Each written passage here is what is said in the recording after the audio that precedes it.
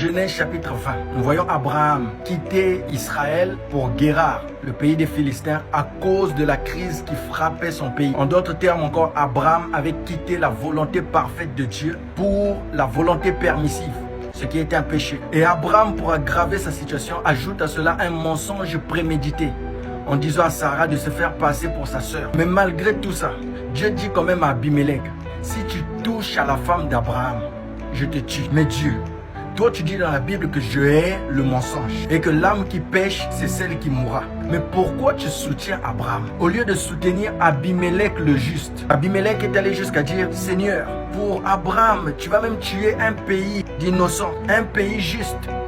Dieu dit oui, je vais dévaster. Si vous ne rendez pas sa femme, je vous tue tous. Mais Abraham avait quoi de si important? Qu'est-ce qu'Abraham pouvait donner à Dieu? Alors que Dieu est autosuffisant.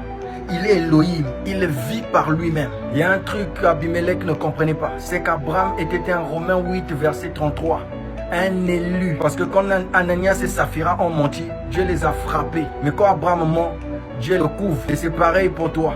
Quand les sorciers de ta famille veulent te bloquer alors que tu es dans le péché, ils veulent te bouffer alors que tu es dans le péché, ils font des réunions nocturnes pour t'envoyer des maladies alors que tu es dans le péché, bizarrement ça n'a aucun effet sur toi. Alors ils vont essayer chez d'autres pécheurs, ils les bloquent, ça marche, ils les tuent, ça marche, ils les envoient des maladies, ça marche, mais ils reviennent chez toi, ça marche pas. Il y a comme une lumière qui t'environne. Alors ils se posent des questions, mais comment se fait-il que lui, malgré qu'il vit dans le péché, on n'arrive pas à l'atteindre? De la même manière que Dieu avait répondu à Abimelech, c'est mon prophète. Dieu répond aussi aux démons, c'est mon fils, c'est mon élu, c'est ma fille. Il n'y a que moi qui dois le frapper.